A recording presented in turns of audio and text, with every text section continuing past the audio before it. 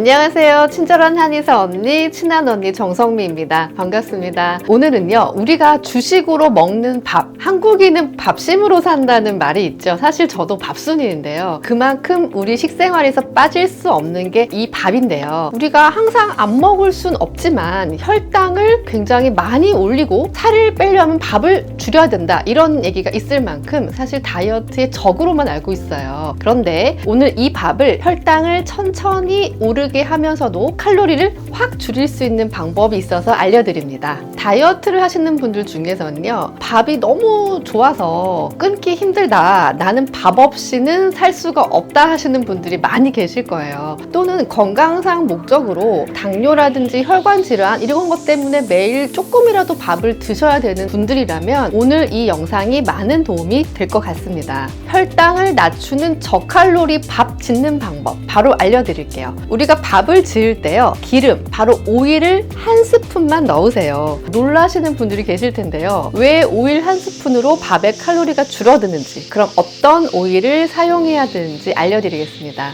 마지막에 밥을 보관할 때 어떠한 방법으로 하면 칼로리를 낮출 수 있는 방법까지 안내해 드릴 테니까요. 오늘 이 영상 꼭 끝까지 시청해 주세요. 밥 중에서도 제일 맛있는 밥은 갓 지은 김이 모락모락 나는 따뜻한 쌀밥이잖아요. 따끈따끈한 쌀밥은 식욕도 자극하지만요, 쌀의 전분이 굉장히 부드러워진 상태이기 때문에 그대로 먹으면 탄수화물 흡수 속도가 굉장히 빠르게 진행되어 살이 찌는 원인이 됩니다. 쌀이 부드러워지고 부풀어지는 과정을 전분의 호화라고 얘기를 하는데요. 쉽게 말씀드리면 전분이 물과 만나서 열이 가해지면 이 입자들이 구조가 무너지면서 팽창하는 현상이에요. 이 팽창을 하게 되면 부피가 증가하고 끈적끈적 거리게 되거든요. 그러면서 우리 소화효소의 분해가 잘 돼요. 그러니까 흡수가 잘 되겠죠. 흡수가 잘 되면 혈당도 잘 오르고 이게 살이 잘 찌게 되는 원인이 되는 겁니다. 이게 열이 가해질 때 생기는 현상인데요. 갓 지은 밥에서 전분이 가장 많기 때문에 발생을 하는데요. 이 전분이 덜 생기게 되면 흡수가 덜 되고 혈당이 덜 오르겠죠. 여기서 중요한 거는요, 저항성 전분입니다. 저항성 전분 처음 들어보시는 분들 많으실 텐데요. 당을 낮추는 데 필요한 녹말이고요. 식이섬유가 최대 90% 정도 함유가 돼 있어서 밥을 먹으면 침에서 아밀라제가 포도당을 분해를 해갖고 체내 흡수가 되잖아요. 근데 식이섬유가 굉장히 많기 때문에 잘 분해가 되지 않습니다. 그래서 소화 흡수되는 시간이 굉장히 길어지기 때문에 혈당을 굉장히 천천히 오르게 하고요. 또 식이섬유가 많기 때문에 장 건강을 돕습니다. 당연히 살도 덜 찌게 되겠죠. 이 저항성 전분을 생기게 하는 방법이 제가 아까 말씀드린 오일 한 스푼을 밥 지을 때 넣으시면 생기는 거예요. 미국 학술대에서 이와 관련된 발표가 있었는데요. 쌀밥을 지을 때 코코넛 오일과 같은 식물성 지방을 넣고 냉장고에서 12시간 정도 냉장 보관을 했더니 저항성 전분이 무려 10배나 증가했고요. 칼로리가 60%까지 떨어졌다는 겁니다. 중점적으로 보셔야 될 게요, 밥을 지을 때 불포화 지방산이 많은 식물성 오일이 저항성 전분을 더 잘 만든다는 사실이에요. 이렇게 식물성 오일이 저항성 전분을 잘 만든다는 사실을 아시겠죠? 근데 이 오일을 사용하실 때 주의할 게 있습니다. 올리브 오일 중에서 퓨어 올리브 오일을 넣어서 밥을 지어야 되는데요. 발연점이 낮은 엑스트라 버진 올리브유 같은 건 샐러드라든지 빵 찍어 먹을 때 그렇게 쓰시면 되고요. 밥을 지을 때 사용하면 안 돼요. 차갑게 먹는 데 사용되는 오일이고요. 열을 가하는 곳에 사용되면 조금 좋지는 않습니다. 밥을 지을 때 넣을 올리브유는요, 퓨어 올리브유예요. 발연점이 높은 올리브유이기 때문에 볶음 요리라든지 열을 가하는 음식을 만들 때 사용되거든요. 퓨어 올리브유가 없다면 아보카도 오일도 괜찮습니다. 아보카도 오일은요, 기네스북에 오를 정도로 영양가가 높은 과일이죠. 아보카도 오일에는요, 불포화 지방산이 많고 발연점이 높기 때문에 밥을 지을 때 한 스푼 정도만 넣으시면 밥이 고소해지고요, 담백하면서도 영양이 풍부해집니다. 그럼 어떤 비율을 하면 좋을까요? 밥 4인분 정도 지을 때요, 이 퓨어 올리브유 혹은 아보카도 오일 한 스푼 정도 떨어뜨려 주시면 저항성 녹말을 많이 생성할 수가 있습니다. 오일 한 스푼을 넣고 밥을 지었어요. 그럼 그 다음으로 하셔야 될 게요, 밥을 식혀서 찬밥으로 만드는 겁니다. 아니 실컷 밥을 따뜻하게 만들었는데 왜 찬밥을 만드냐? 있습니다. 최근에 연구 결과가 많은데요. 밥을 식혀서 먹으면 혈당 상승을 예방한다는 연구 결과가 나왔어요. 폴란드 포츠난 의대 연구팀이 32명 당뇨병 환자를 대상으로 같은 양의 쌀밥을 지어서 한 집단은 갓 지은 밥, 또 한 집단은요 24시간 동안 식힌 뒤 다시 데운 밥을 먹게 했어요. 식힌 뒤 다시 데운 밥을 먹은 집단이 갓 지은 밥을 먹은 집단보다 혈당이 전반적으로 덜 높아졌고 굉장히 혈당도 안정적으로 흘러갔다고 합니다. 인도네시아 대학교에서 발표한 논문에 따르면 갓 지은 쌀밥을 상온에서 식혔을 때 저항성 전분이 2배, 냉장고에서 식혔을 때는 3배까지 증가했다고 하는데요. 그래서 갓 지은 밥을 식힐 때 냉장 보관하시면 더 좋겠죠. 냉장 보관하실 때는요, 최소 6시간 정도 보관을 하시고 냉장 보관한 밥은 먹기 직전에 데워 드시면 좋을 것 같습니다.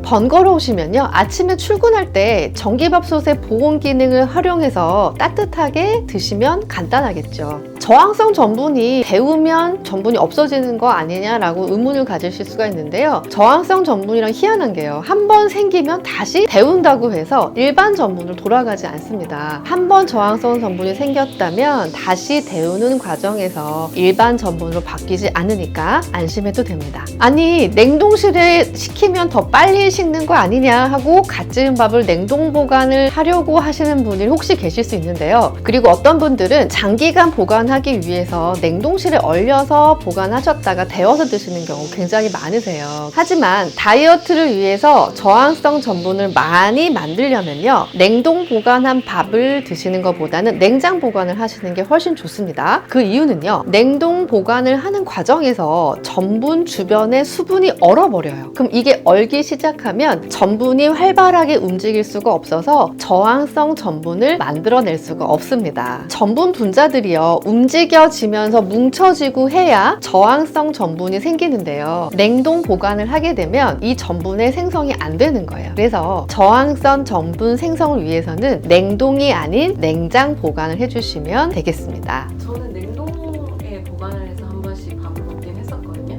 그럼 만약에 냉장에 보관을 해서 저항성 전분이 생기는 다음에 그리고 좀 오래 보관하기 위해 냉동실에 보관하는 건 괜찮아요? 그거는 괜찮아.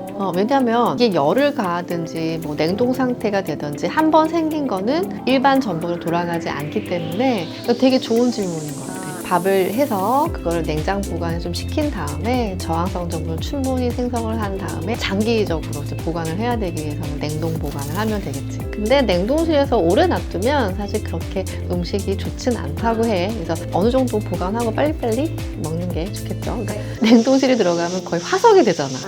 나도 그렇거든. 배달시켜서 먹다가 남으면 피자건 치킨이건 냉동실로 들어가. 그냥 화석 유물이 되는 경우가 많더라고. 그래서 냉동실 보관하는 거 그때그때 빨리빨리 해동해서 드시는 걸 추천드립니다. 오늘은요, 한국인의 밥, 누구나 안 먹을 수 없고 또 특히 저 같은 밥순이들은 밥 없이 살 수가 없는데 이 밥을 살찌지 않고 건강하게 먹을 수 있는 꿀팁 2가지를 알려드렸어요. 식물성 오일 1스푼, 그리고 냉장 보관해서 저항성 전분을 만드는 방법입니다. 이 2가지 방법을 실천해서 좀 더 건강한 다이어트 하시길 바라요. 지금까지 친절한 한의사 언니, 친한 언니 정성미였습니다. 감사합니다.